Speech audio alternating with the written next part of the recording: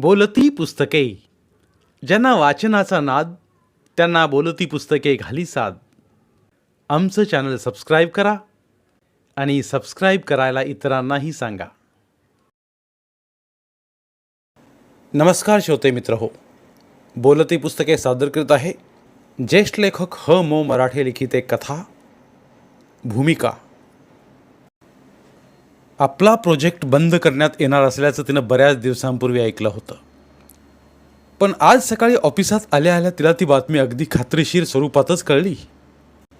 तिचे senior colleague doctor श्रीखंडेच तिला म्हणाले, शेवटी आपली बातमी खरी ठरणार मिसेस प्रभूने. हे शब्द उच्चारताना डॉक्टर श्रीखंडे जेवढे धास्तावलेले दिसत होते त्यापेक्षा कितीतरी अधिक प्रमाणात ती धास्तावली. पहिल्यांदा तिनं याबद्दलची कुणकुण ऐकली तेव्हा तिच्या मनात सर्र झालं होतं. पण एक आशा तिच्या मनात धुगधुगत होती. प्रोजेक्ट बंद न करता चालू ठेवीलच कंपनी. शेवटी एका मोठ्या उद्योग समूहाची प्रतिष्ठा त्या प्रोजेक्टशी निगडीत आहे. ती काम करत असलेला प्रोजेक्ट उद्योग समूहानं आपल्या प्रतिष्ठेसाठी सुरू ठेवावा अशी तिची अपेक्षा होती. पण उद्योग समूहाला प्रोजेक्ट चालू ठेवण्याची काही गरज नव्हती. गरज होती ती तिला, तिच्याप्रमाणेच त्या प्रोजेक्टमध्ये काम करणाऱ्या 8-10 जणांना. ती स्वतः, तिचे 3 कलिग्ज, 1-2 टायपिस्ट पोरी, फील्ड वर्कर्स, शिपाई आणि इतर नोकरवर्ग. स्वतः प्रोजेक्ट इन्चार्ज श्रीनिवासन यांना सुद्धा.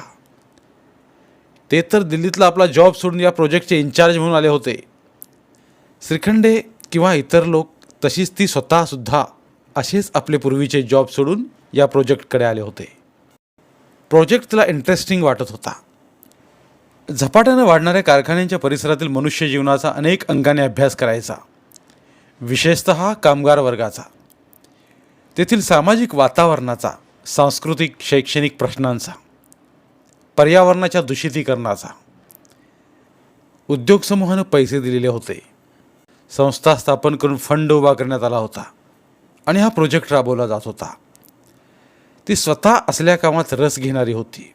तिला तिथं काम मिळून गेलेलं होतं. वेतनही बऱ्यापैकी होतं. इतर फॅसिलिटीज फार नव्हत्या, पण काम आवडीचं होतं, वेगळं होतं. आपली पूर्वीची नोकरी सोडून ती संस्थेत आली होती.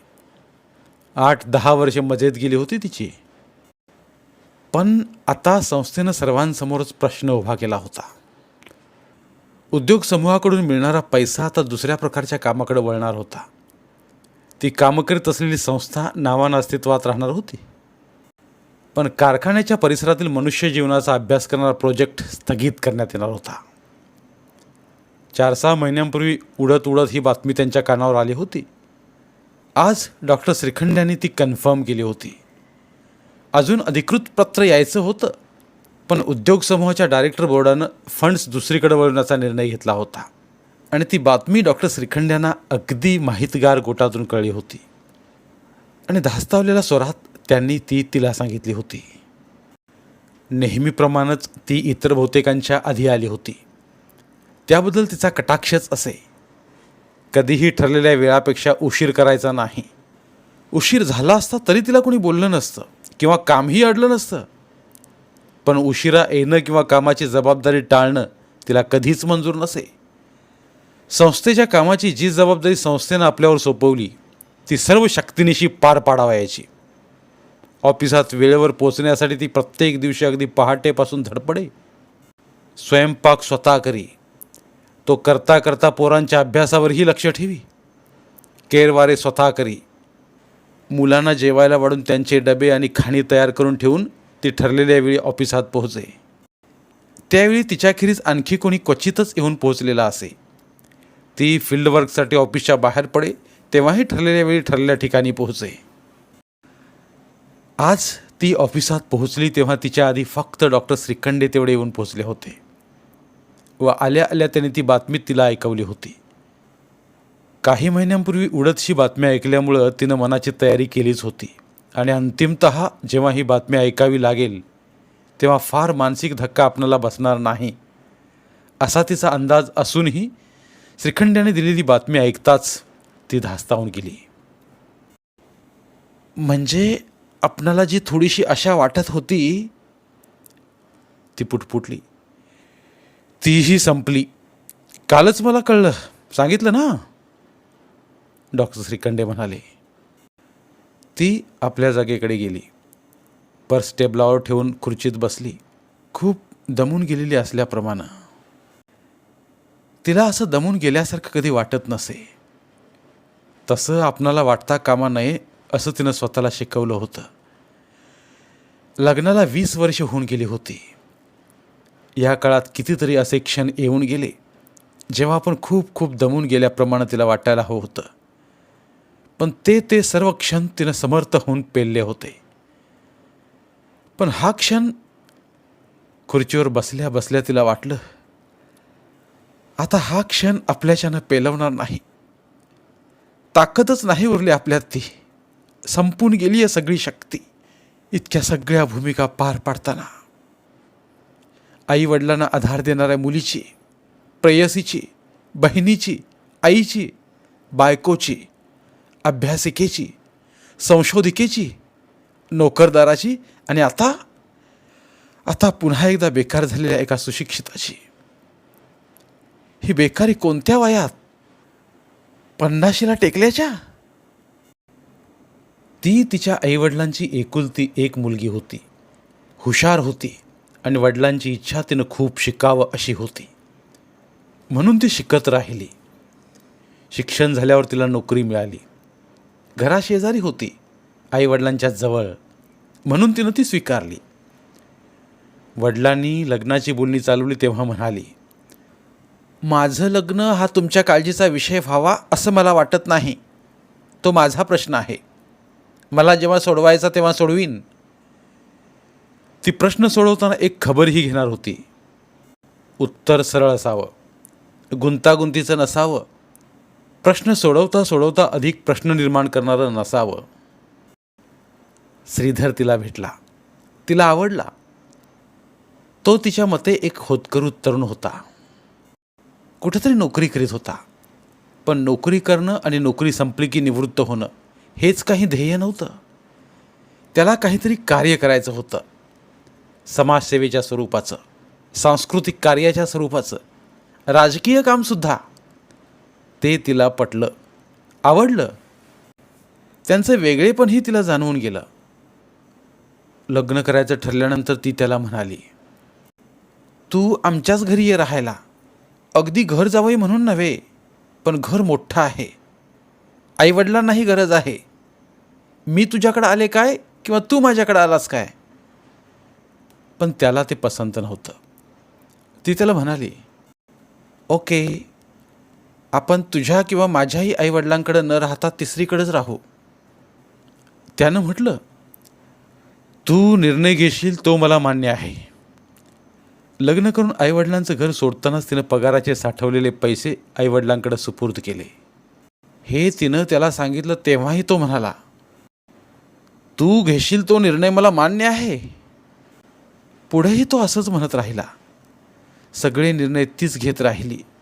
बिराडासाठी जागा बघण्याचा, घरातलं एवढं सामान खरीदण्याचा, पाहुण्या रावळ्यांच्या आगत स्वागताचा, नातेवाईकांना भेटी देण्याचा, घराला रंग कोणता द्यावा याचाही. त्याचं नोकरीत लक्ष नाही आणि भागतही नाही त्याच्या पगारात, म्हणून नोकरीही सुरूच ठेवण्याचा, मुलं होण्याचा आणि 2 मुलं झाल्यानंतर ती थांबवण्याचा, त्यांच्या शिक्षणाचा, त्यांच्या अभ्यासाचा, परीक्षात मुलांनी सतत वरच्या क्रमांकावरच राहिलं पाहिजे याचाही, त्यांचा पुढील व्यावसायिक अभ्यासक्रम ठरवून देण्याचा. भाड्याच्या जागेत कटकटी होतात म्हणून स्वतःच्या नावावर कर्ज काढून ओनरशिप ब्लॉक घेण्याचा. श्रीधरनं अचानकच नोकरी सोडून दिली तेव्हा आपल्याला कायमपणे नोकरी करीतच राहिलं पाहिजे याचाही.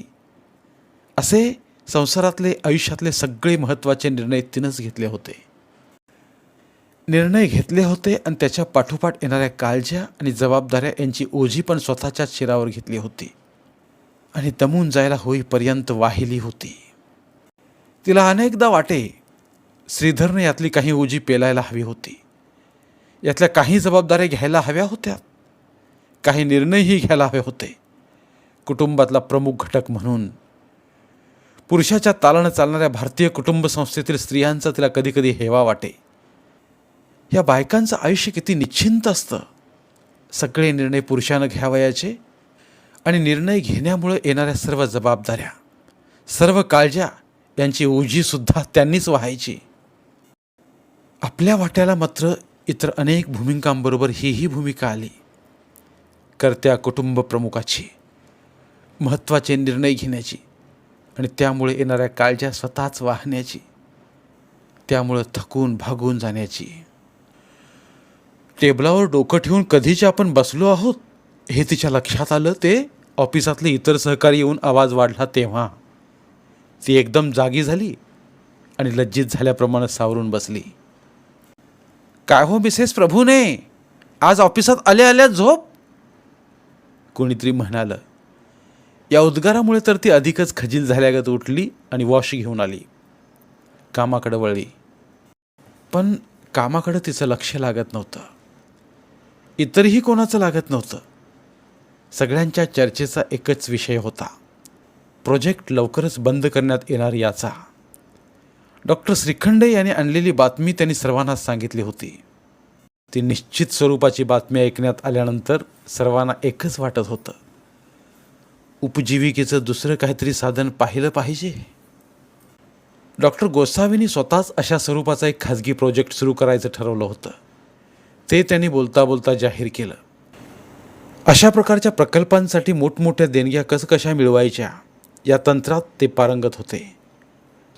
डॉक्टर श्रीखंडे एका कॉलेजात प्रिन्सिपॉल म्हणून जाण्याच्या प्रयत्नात होते. श्रीनिवासन आपल्या आधीच्या दिल्लीच्या संस्थेत पुन्हा प्रयत्न करण्याच्या विचारात होते. ज्युनियर इन्व्हेस्टिगेटर्स काळजीत होते. पण आपण या प्रकल्पात नोकरीला आलो ते केवळ स्टेपिंग स्टोन म्हणून, हीच त्यांची भावना होती. टायपिस्ट पोरींनाही दुसरीकडे कुठंतरी मिळाली असती. त्यांच्यातली एकजण विशेष स्मार्ट होती. डॉक्टर गोसावींनी तिला आपल्या संकल्पित संस्थेत घेण्याची तयारी दर्शवली होती.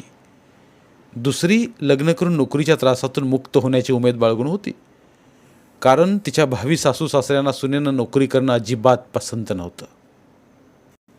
प्रश्न उरला होता फक्त तिच्या एकटीचा. तिला हे जाणवलं तेव्हा ती अधिकच धास्तावून गेली. एकटीनं ओढत आणल्या संसाराच्या काळज्यांचं एक प्रचंड ओझं आपल्यावर कोसळत आहे. आपण एकाएकी निःशक्त होत आहोत, थकून भागून गेलो आहोत असं तिला वाटू लागलं. पुन्हा ती टेबलावर डोकं ठेवून बसली. बरं वाटत नाही का मिसेस प्रभूने? नाही, काल थोडं जागरण झालं ना, मुलाची तब्येत बरी नव्हती, अटेंड करावं लागलं त्याला रात्रभर. मग तुम्ही जा ना घरी. तिच्या कलिगची ही सूचना तशी वाईट नव्हती. पण असं अवेळी घरी जायचं म्हणजे नेहमीप्रमाणे कंपनीच्या बसऐवजी सिटी बसनं जायला हवं किंवा रिक्षानं. निदान 10-12 रुपये. सगळेजण ऑफिस आवर संपण्याची वाट बघत होते. तशीच तेही थांबली. रात्री तिच्या मुलांनी तिच्यासमोर आपल्या मागण्या सादर केल्या. थोरल्यानं बाहेरगावी म्हणजे अधिक मोठ्या शहरात जाऊन राहून कराव्या लागणाऱ्या एका कोर्सची माहिती आणली होती आणि तो कोर्स पूर्ण करण्याची आपली इच्छा आईसमोर ठेवली होती. तो कोर्स उत्तम प्रकारे पूर्ण केल्यानंतर त्याला किती पगारापर्यंतची नोकरी ताबडतोब कशी मिळू शकली असती याविषयीचा अंदाज त्यानं सांगितला. मला हाच कोर्स करायचा आहे आई, त्यानं निर्णय जणू सांगून टाकला. हा थोरला शरद आता चांगला 17 वर्षांचा होऊन गेला होता. आवाज फुटू लागला होता आणि ओठावर पुरुषी लव. भांडखोरही झाला होता, जिद्दीचा झाला होता. अनेकदा तो एवढ्या तेवढ्या गोष्टीत अगदी अट्टीतटीला येई आणि तिच्यासमोर तो जणू एक दुसमुसळ प्रश्नचिन्हच होऊन उभा राही. तसाच आत्ताही राहिला आहे असं तिला वाटून गेलं. शरद थोरला तर नुरा त्याच्यापेक्षा 3 वर्षांनी लहान. तिचं नाव अनुराधा, पण ती पोरीला नुसतं नुरा म्हणे. ती मेडिकलला जाणार म्हणत होती. त्यासाठी 10वीचा अभ्यास ती झटून करीत होती. पोरीनं शाळेत असताना एक निबंध लिहिला होता. त्यात तिनं आपण डॉक्टर होणार असं लिहिलं होतं आणि तेच पोरीनं पक्क धरून ठेवलं होतं. आपण डॉक्टर होणार, आपण डॉक्टर होणार. डॉक्टरीकडे प्रवेश मिळवायचा तर 90-95% मार्क्स हवेत. सतत ते अभ्यासात बुडालेली. रोज एकदा तरी आपल्या इच्छेचा आईसमोर उच्चार, मी डॉक्टर होणार, मला पाठवणार ना आई तू मेडिकलला. तिची दोन्ही मुलं अशी हुशार होती आणि जिद्दीची होती. त्यांना समजायला लागल्यापासून तिनंच मुलात हे दोन्ही गुण ओतण्यासाठी अखंड धडपड केली होती. बुद्धी आहे तर पोरांनो परिश्रम करा, जिद्द बाळगा. बुळी दुबळी माणसं मला आवडत नाहीत, तिटकार आहे मला बुळ्या दुबळ्या माणसांचा, ती असं सांगे. पोरांनी ते मनाला लावून घेतलं. आपलं व्यक्तिमत्व जणू तिला हवं तसंच त्यांनी घडवायला सुरुवात केली होती. आपल्या आकांक्षांचे पंख तिच्यासमोर पसरून ठेवले होते. मुलांकडे बघता बघता तिला वाटलं, मुलांनी आपले महत्त्वाकांक्षांचे पंख मिटवून घेतले तर किती बरं होईल. कितीसा खर्च येईल तुझ्या कोर्सला. शरदनं रात्री तो विषय काढला तेव्हा तिनं उलटा त्यालाच प्रश्न केला. खर्च म्हणजे मी डेफिनेट फिगर वर्कआउट केलेली नाही, पण मुंबईत 2 वर्षे राहायचं तो खर्च, शिवाय फी, आणखी जे मटेरियल इन्स्ट्रुमेंट्स घ्यावी लागतील तेच. आणि इतकं करून जॉबची निश्चिती कितपत. 100%, तो म्हणाला व पुन्हा स्वतःची सोडवणूक करून घेण्यासाठी खुलासा देत म्हणाला. अर्थात आई, नोकरी मिळताना इतर अनेक फॅक्टर्स कन्सिडर करावे लागतात. स्पेशलायझेशनमुळे फायदा होतो, तसा तोटाही होतो. ओपनिंग चांगले असतात पण तेवढी कमीही असतात ना. पण माझ्या एका मित्राच्या भावानं हा कोर्स केला आहे. कंप्लीट करण्याआधीच त्याला ऑफर आली एका कंपनीची. मुलगा होकारार्थी उत्तरासाठी अपेक्षेनं तिच्याकडे बघू लागला. मुलांना तशीच सवय झाली होती. उत्तर शोधायचं ते आईनं, निर्णय द्यायचा तो आईनंच. तिनं थोरल्याच्या प्रश्नाला काहीच उत्तर दिलं नाही. तशीच विचार करू लागली. शरदला होकारार्थी उत्तर दिलं की नुराचा काहीतरी प्रस्ताव पुढे येणार, तिच्या मागण्या पुढं मांडल्या जाणार. रात्री तो विषय तेवढाच राहिला. सकाळी पुन्हा शरदनं तो विषय काढला तेव्हा ती म्हणाली, बघूया. म्हणजे नाहीच होय ना. तो हिरमुसला होत चिडून म्हणाला, पोरं स्मार्ट आणि इंटेलिजंट असली तरी त्यांना आईबापाचं पाठबळ लाभलं नाही तर कचऱ्यात पडते त्यांची हुशारी. ती अशी. तना पाय वाजवतो तिथून निघून गेला आणि पेपर चालण्याचं नाटक करीत बसला, स्वतःशीच धुमसत. तिला वाटलं, मुलगा म्हणतो ते खरं आहे की काय. त्याच्या हुशारीचं चीज होणार नाही आपल्याकडून, त्याच्या जिद्दीला अनुकूल प्रतिसाद मिळणार नाही आपल्याकडून. आज जे शरदच्या बाबतीत घडणार तेच उद्या नुराच्या. तीही हाच आरोप करणार माझ्यावर, तुझ्यामुळं माझी हुशारी कचऱ्यात गेली. आई बापांना जर आर्थिक तरतूद करता येत नसेल पोरांच्या भवितव्यासाठी, तर त्यांनी पोरांच्या मनात कशाला निर्माण करायची जिद्द आणि महत्त्वाकांक्षा. हाच आरोप ठेवणार पोरं माझ्यावर, माझ्या एकटीवर. श्रीधरची मात्र त्यातून संपूर्ण सुटका. ती तरातरा शरद बसला होता तिथं आली आणि म्हणाली, तुला या कोर्ससाठी पैसे हवेत ते तुझ्या बाबांकडून घे, माझ्यापाशी नाहीत, कळलं. बाबांकडे कुठून असणार पैसे. नसायला काय झालं. ते काही नोकरी करीत नाही तुझ्यासारखी, तू करतेस, पगार कमावतेस. आम्ही पैसे मागायचे ते त्यांच्याकडं नाहीत, तुझ्याकडं. शरद उघड उघड बापाच्या बाजूनं आर्ग्युमेंट करतोय. ते नोकरी करीत नाहीत म्हणून त्यांना सवलत, आणि मी नोकरी करते म्हणून माझ्यावर जबाबदारी. माझ्या पगारावर पोरांचा जणू हक्क.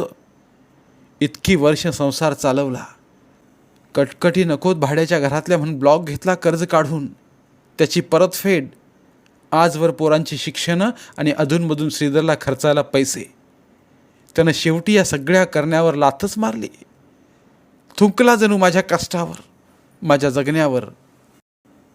तरी पोरगा त्याची बाजू घेतो, माझ्याकडे फक्त पैशांची मागणी करतो. आई म्हणजे फक्त पैसे मिळवणारं आणि मागणीनुसार पैशांचा पुरवठा करणारं मशीन. त्यासाठी तिनं धडपड करायची, काटकसर करायची. एक नोकरी सुटली तर प्राणपणानं दुसरी शोधायची, तोंड वेंगाडायची, काळजी करायची आपली व आपल्या संसाराच्या भवितव्याची, पोरांच्या भवितव्याची. पण त्याची जाणीव कोणालाच नाही. ना श्रीधरला ना शरदला. श्रीधरनं आपल्याशी असलेलं भावनात्मक नातं कधीच संपवून टाकले, तसं पोरांचंही संपलं की काय. तिच्याच मनात आलेल्या प्रश्नाने ती पुन्हा एकदा धास्तावून गेली. ऑफिसात गेली तरी त्या प्रश्नानं तिचा पाठपुरावा सोडला नाही. ऑफिसात कुणाचाच कामाचा मूड नव्हता, तिचंही लक्ष नव्हतं. सगळे शेवटच्या नोटिशीची वाट बघत होते आणि कंपनीनं कॉम्पेन्सेशन दिलं तर एकूण कितीशी रक्कम हाती पडेल याचाच हिशेब करीत होते. तिनं तो हिशेब कधीच करून ठेवला होता. सगळी रक्कम 10-11 हजारांच्या बाहेर जात नव्हती. काय होणार एवढ्या रकमेनं? ब्लॉकसाठी घेतलेलं कर्ज आहे, संसाराचा खर्च आहे, मुलांची शिक्षणं, मुलीला डॉक्टर व्हायचं आहे आणि मुलाला सोशलाइज्ड कोर्सला पैसे हवेत. अर्ध्यावर आलेलं आपलं आयुष्य आणि श्रीधरचं हे असं. 50शी पार केली तरी अजून कोणत्याही क्षेत्रात तो स्थिर झालेला नाही. सर्व क्षेत्रात अजूनही पोरकट उत्साहानं त्याची उमेदवारीच सुरू आहे. समाजकारणात काम करतो म्हणजे फक्त विविध प्रश्नावर निघणाऱ्या मोर्चात इतरांकडून ढकलला जातो आणि घोषणा देण्यासाठी घसा करवडतो. राजकारणात सक्रिय असतो म्हणजे फक्त निवडणुकीसाठी उभ्या राहिलेल्या लोकांना यशस्वी करण्यासाठी मतदारांच्या पत्रिकावर नावं लिहून त्या घरोघरी पोहोचवतो आणि बैठकीसाठी सतरंजा घालतो. हौशी कार्यकर्ता. हौशी म्हणजे उमेदवारी करणारा. हौशी म्हणजे मान्यता न मिळालेला. हौशी म्हणजे कोणीही यावं आणि काम सांगून जावं असा. खरं म्हणजे श्रीधरच्या या हौशी कार्यकर्तेपणावरच ती खुश झाली होती आणि तिनं त्याच्याशी लग्न केलं होतं. पण लग्नाला 20 वर्षे उलटून गेली तरी तो अजून फक्त हौशी कार्यकर्ताच राहिला होता. कोणत्याही क्षेत्रात स्थिर पद न झालेला, मान्यता न मिळवलेला. लग्नानंतरच्या काही वर्षात नव्या उत्साहानं 20 वर्षानंतरच्या श्रीधरचं जे चित्र तिनं रंगवलं होतं त्याप्रमाणे न घडलेला. उलट त्या चित्राचे रंग फिक्के करून टाकलेला. संसार वाढला आणि तिच्या एकटीच्या मिळकतीत भागेना आणि आयुष्याला काही आकारच लाभेना. तेव्हा एकदा तिनं त्याला सुचवलं होतं, तुम्ही पुन्हा एखादा जॉब का नाही शोधत? पैसाही मिळेल असा आणि तुम्हालाही काम करताना मजा वाटेल असा. तिची ही सूचना उडवून लावताना तो म्हणाला होता, याचा अर्थ मी तुला जड व्हायला लागलोय. पहिली नोकरी सोडली ती माझ्या कार्यावर बंधनं नकोत म्हणून, आणि आता तूच सांगतेस मी पुन्हा नोकरी करावी. पण संसार वाढतोय, मुलांची शिक्षणं, त्याची जबाबदारी तुझी. संसार वाढवायचा निर्णय तुझा, ब्लॉक घेण्याचा निर्णय तुझा, म्हणून जबाबदारी ही तुझी. तू चांगली शिकलेली आहेस, नोकरी करून पैसा कमावतेस, ते तू कर. मला माझं काम करू दे. मला कटकडी नकोत, बंधनं नकोत. अशा सगळ्या जबाबदाऱ्या त्यानं तिच्यावर झटकून टाकल्या. जणू आपण निस्संग झाला. त्यालाही तिची तयारी होती, पण त्यानं काहीतरी मिळवायला हवं होतं. नावलौकिक, सामाजिक प्रतिष्ठा, काहीतरी भरीव असं त्याच्या हातून घडायला हवं होतं. पण तसं काहीच घडलं नव्हतं त्याच्या हातून आजवर. घडली होती ती फक्त पोरकट हौस होती. त्याच्याविषयी तिचं असमत बनल्यापासून त्यांच्या संबंधातला उत्कटपणा संपला, गोडवा संपला, स्नेह संपला. तिच्या लेकी उरलं ते केवळ कर्तव्य. त्याला जेवू खाऊ घालण्याचं, त्याला आसरा देण्याचं, अधूनमधून खर्चासाठी पैसे देण्याचं. ते कर्तव्य ती करीत राहिली. त्यातही कुठं आपल्याला समाधान लाभतं का बघत राहिली. पण त्यानं तेही समाधान लाभू दिलं नाही. गेली काही वर्ष ती जे कर्तव्य भावनेने करीत होती त्याचीही किंमत त्यानं कवडी करून टाकली. कुठल्या तरी मेळाव्यासाठी तो जायला निघाला होता. 2-2.5 वर्षांपूर्वीची हकीकत. मेळावा दिल्लीला होता आणि हा 8-10 दिवस येणार नव्हता. 100-200 रुपये खर्चासाठी हवे होते. त्यानं मागितले तेव्हा ती म्हणाली, तुमची समाजसेवा मला परवडेनाशी झाली आहे. माझ्याकडून आता एकही पैसा मिळणार नाही तुमच्या उनाडक्यांसाठी. उनाडक्या? नाहीतर काय? काय मिळवलं आजवर? फक्त बायकोच्या जीवावर जगलात. समस्या, काळज्या आणि कष्ट ढकलून मोकळे झालात. आता पुरे झालं हे. तरी तो मेळाव्याला गेलाच. वासंतीबाईने दिले त्याला पैसे. निघायच्या आदल्या दिवशी तो मुद्दाम तिला म्हणाला, तू नाही पैसे दिलेस म्हणून माझं थांबलं नाही जाणं. वासंतीबाईने दिले पैसे, 150 ऐवजी 300 दिलेत. म्हणाल्या, श्रीधर पंत, तुम्ही मेळाव्यासाठी जाणं जरुरी आहे, हे घ्या. तिच्या समोर एखाद्या पोराच्या उत्साहानं नोटा नाचवीत तो म्हणाला, तुला नाही पण त्यांना कळलं माझ्या कामाचं महत्त्व. परत याल तेव्हा जेवाय खायची ही सोय तिकडेच बघा. ती त्वेषाने म्हणाली व ऑफिसला गेली. मेळाव्याहून तो परतला आणि खरोखरच त्याचा वासंतीबाईंच्याकडचा मुक्काम वाढत चालला.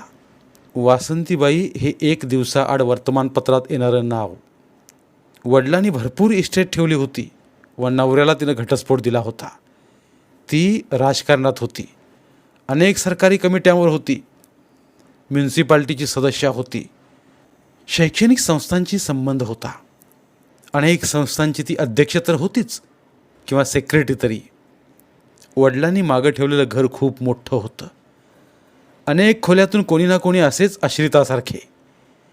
तिलाही हवेच असतात हाताशी कार्यकर्ते, त्यातलाच एक श्रीधर. एकदा तो घरी आला असताना तिने विचारलं, हल्ली तुमचा मुक्काम बरेचदा वासंतीबाईंच्याच बंगल्यावर असतो म्हणे. हो, मग काय म्हणणं आहे तुझं? शोभतं तुम्हाला असं तिथं आश्रितासारखं राहणं? बायकोकडं आश्रित म्हणून राहण्यापेक्षा फार बरं. निदान ती बोलून दाखवित नाही, तुमची समाजसेवा मला परवडत नाही असं. तो तिला जाणवेल अशा स्वरात म्हणाला. कुठावर संबंध पोचलेत? तुझा काय अंदाज? कुठावरही अनेक जणांशी ती. तसं समज, तो सहजपणे सांगत होता. ते ऐकणं तिला असह्य होत होतं. 18-20 वर्षे तिनं जे सोसलं त्याचं असमोर होत होतं. अलीकडं तो येतच नसे अनेक दिवस घरी, महिनाभर सुद्धा. पैसेही मागत नसे तिच्याकडे, चौकशी करीत नसे तिची, की काळजी करीत नसे तिच्या संसाराची. तीही तशीच बेफिकीर व्हायला शिकली होती त्याच्या बाबतीत. चौकशी नाही, काळजी नाही, कौतुक नाही की वाईट वाटून घेणं नाही. फक्त कायदेशीर फारकत न झालेले 2 विभक्त बिनसंबंधाचे आयुष्य. आणि अशा बापाची बाजू घेऊन तिचा मुलगा तिच्याशी आर्ग्युमेंट करीत होता. संध्याकाळी पुन्हा शरदनं तो विषय काढलाच. तेव्हा ती म्हणाली, तुझ्या कोर्स जमेलचं दिसत नाही. करायचाच तर एखादा कमी खर्चाचा कोर्स कर, इथंच राहून. शक्यतो आधी नोकरी शोध. का? पैसे नाहीत माझ्यापाशी, नोकरी संपते माझी. शरद शेजारीच नुरा होती. दोघांना अर्थच कळेना आईच्या सांगण्याचा. म्हणजे? शरदनं विचारलं. आमचा प्रोजेक्ट बंद करते ही कंपनी. प्रोजेक्ट बंद म्हणजे आमच्या नोकऱ्याही संपणार. इतरांची सोय होते कुठे कुठे, माझी तेवढी नाही. आणि आता उमेदही नाही मला दुसरी नोकरी शोधण्याची, धडपडण्याची. सोसत नाहीत आता मला ही सगळी टेन्शन्स. ती खचलेल्या स्वरात म्हणाली. शरद त्यावर काही बोलला नाही, गप्प राहिला आणि उठून दुसरीकडे गेला. तिला वाटलं नुरालाही आत्ताच सांगून टाकावं. म्हणाली, बाई ग, तुझ्या मेडिकलच्या कोर्सचंही जमणार नाही. पैसे नाहीत माझ्याकडं, झेपायचा नाही हा सगळा आर्थिक ताण मला. तिचे शब्द ऐकताच पूर्ण एवढंसं तोंड केलं. डोळेच भरून आले तिचे. तीही उठली आणि आपल्या अभ्यासाच्या टेबलावर गेली. दिवा ऑफ करून टेबलावर माथं टेकून बसली. रात्री तिला झोप लागली नाही. रात्रभर ती विचार करीत होती, वेगवेगळी गणितं मांडित होती. रात्र तळमळून काढल्यावर पुष्कळ विचार केल्यानंतर ती निष्कर्षात्मक उत्तरापर्यंत पोहोचली होती. मुलांच्या बाबतचा आपला निर्णय निर्दयपणाचा असला तरी अपरिहार्य आहे. शेवटी शिकवून मुलं काय करणार? तर पोरगी लग्न करून निघून जाणार, मुलगा स्वतंत्र राहणार. आपण एकट्या म्हातारपणी त्यांच्या आश्रयानं राहण्यापेक्षा आत्ताच कठोर झालं पाहिजे. एवढा ब्लॉक तरी आपल्याला काय करायचा आहे? तो विकावा, कर्ज फेडावं आणि राहिलेल्या पैशातून दुसरा छोटा किंवा जुना घ्यावा, नाहीतर बदलावा. तिच्या एका मैत्रिणीनं गेल्या वर्षी ती कल्पना बोलून दाखवली होती. सहज जमलं तर त्या मैत्रिणीनं अजूनही ती कल्पना सोडून दिली नव्हती. मैत्रिणीचा ब्लॉक जुन्या बिल्डिंगमध्ये होता. तिला विचारून ब्लॉक एक्सचेंज करावा आणि कर्जाच्या भरातून मोकळं व्हावं. थोडी रक्कम शिल्लक टाकावी आणि स्वस्थ बसावं. वाटलं तर हौस म्हणून काही करावं, पण नोकरी नको. निदान पैसे कमावण्यासाठी म्हणून नकोच. ते ताण नको, ती ओढाताण नको, दमछाकही नको यापुढं. तिनं एक एक निर्णय मनाशी पक्का केला आणि तिला एकदम तणावमुक्त वाटू लागलं. आयुष्यात जणू पहिल्यांदाच ती असा अनुभव घेत होती, तणावमुक्त, काळजीमुक्त असण्याचा. सकाळी तिनं पोरांच्या तोंडाकडे बघायचं शक्यतो टाळलंच. तिला वाटत होतं त्यांच्या चेहऱ्यावरची नापसंतीची, चिडीची, नाउमेदीची भावना आपल्याला शक्यच होणार नाही. ती मुलांची दृष्टी टाळत होती, त्यांच्याकडे बघणं टाळत होती. तसंच मुलंही तिच्याकडे बघणं टाळत होती. ती ऑफिसला निघाली तेव्हा नुराने एकदाच तिच्याकडे बघितलं, काही न बोलता, पण दारुण अपेक्षाभंगानं उमेद हरून. पुरीची ती नजर दिवसभर तिच्या मनात थैमान घालत होती. संध्याकाळी ती ऑफिसातून घरी आली तर घरी श्रीधर आलेला होता. तिच्या मुलानं तिला दारातच थांबून ती बातमी दिली होती. श्रीधर दुपारीच आला होता. खूप आजारी होता आणि आल्या आल्याच ग्लानी येऊन झोपून गेला होता. मुलानं सांगितलेली बातमी ऐकून आधी ती चकितच झाली. लगेचच त्या चकितपणाचं रूपांतर संतापात आलं. हातातलं सामान टेबलावर टाकून ती श्रीधर झोपला होता तिथं गेली. 3-1 महिन्यांनी ती त्याला बघत होती. खंगला होता, निस्तेज, निशक्त झाला होता. श्रीधर डोळे मिटून पडला होता, पण झोप लागली नव्हती. तिची चाहू लागताच तो जागा झाला. त्यानं विचारलं, आलीस? हो, पण तुम्ही कशाला आला तिथं?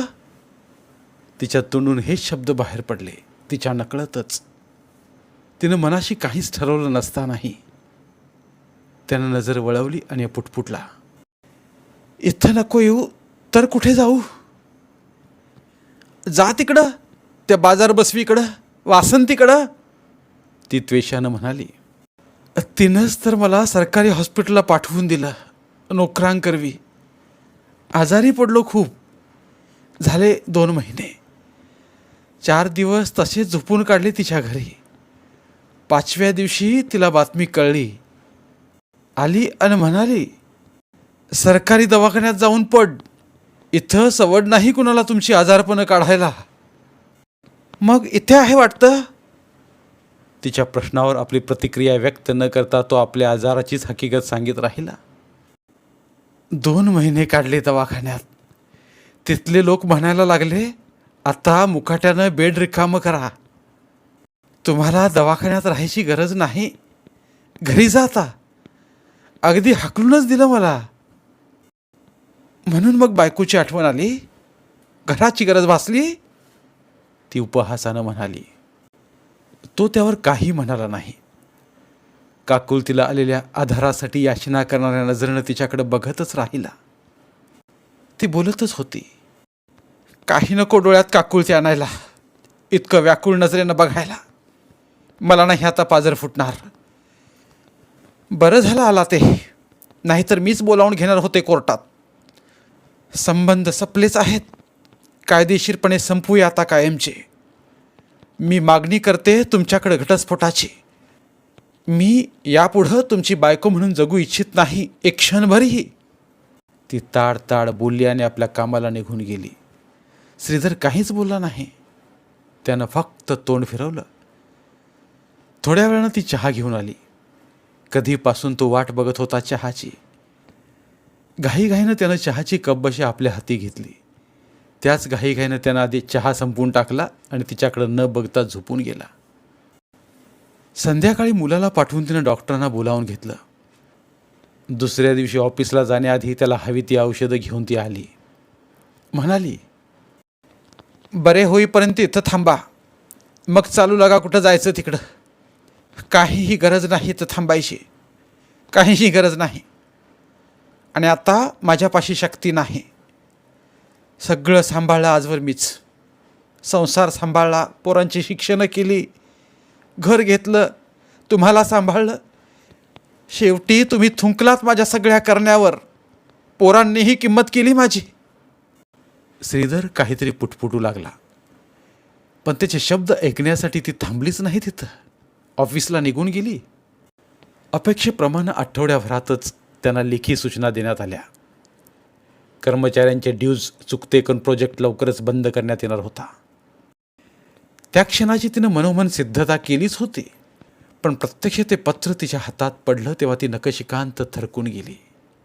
सगळी शक्ती संपून गेल्याप्रमाणे, उठण्याची ताकद नसल्याप्रमाणे ती खुर्चीतच बसून राहिली.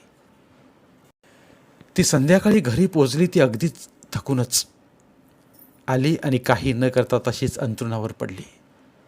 निशक्त निस्त्राण होऊन तशीच पडून राहिली रात्रभर. स्वयंपाक केला नाही की पोरांना नवऱ्याला जेवायला वाढलं नाही. सकाळी उशिरापर्यंत ती उठली नाही तेव्हा मुलीनंच तिला हक्का मारून जागं केलं. ती जागी झाली, पण तिला उठताच येईना.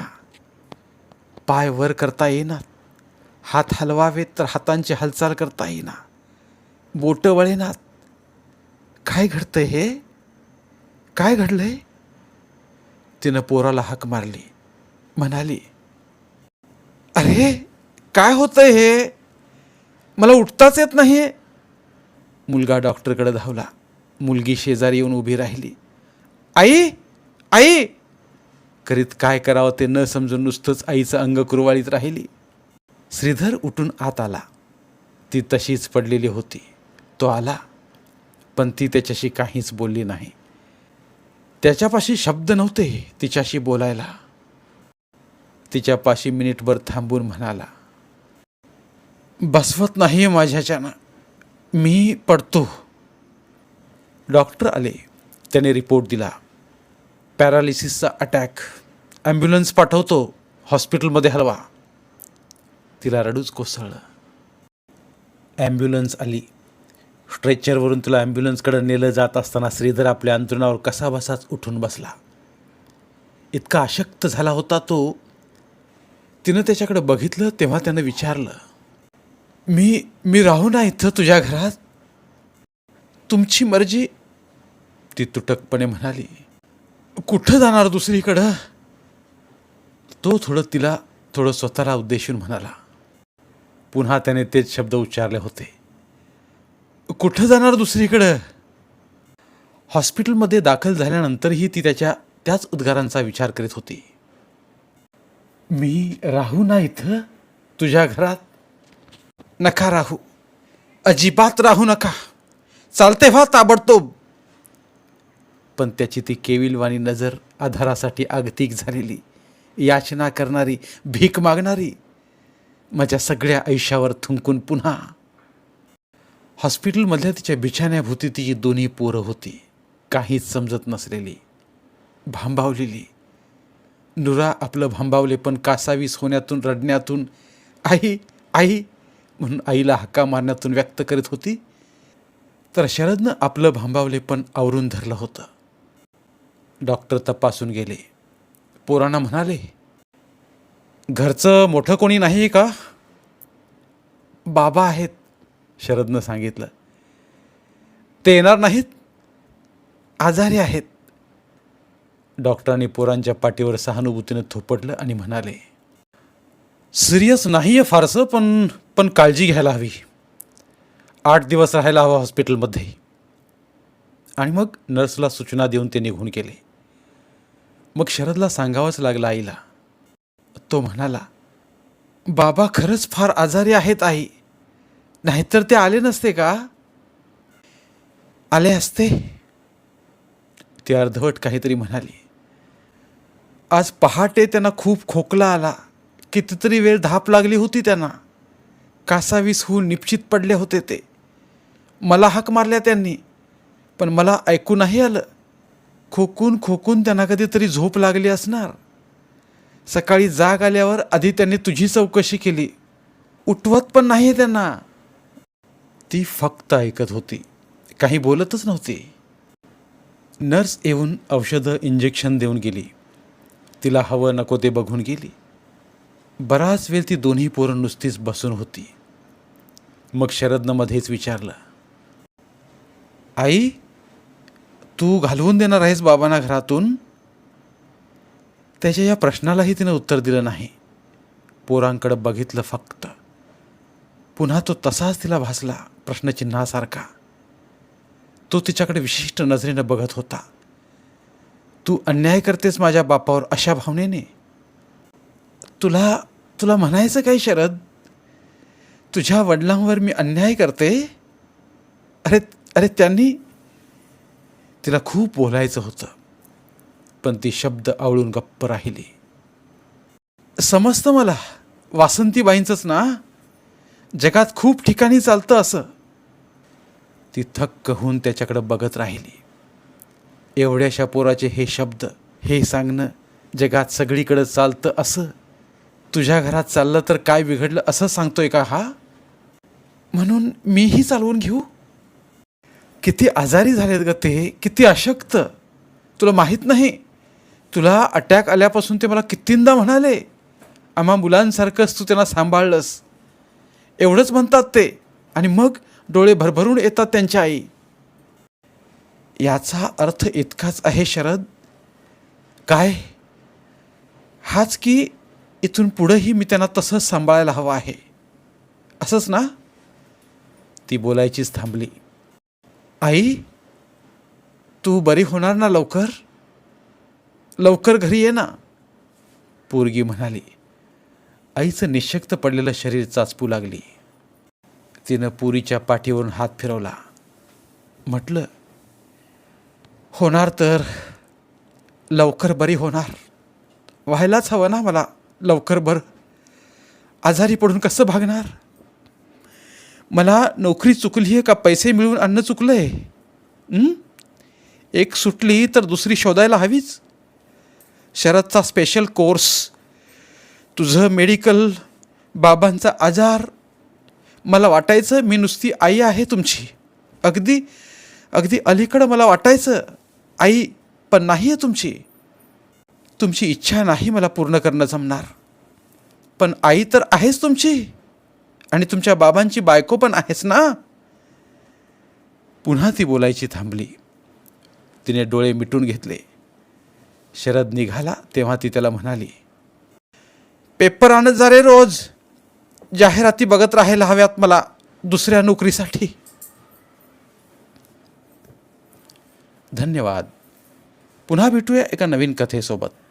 मराठीतील प्रतिभावंत लेखकांचं साहित्य, कथा, कादंबऱ्या ऐकण्यासाठी आमचं बोलती पुस्तके हे चॅनल सबस्क्राईब करा. आणि मराठी साहित्याचा प्रसार करण्यासाठी प्रत्येक मराठी माणसाला सबस्क्राईब करण्यासाठी आवाहन करा. आणि बोलती पुस्तके या साहित्य चळवळीत सहभागी व्हा. आपले पुन्हा एकदा धन्यवाद.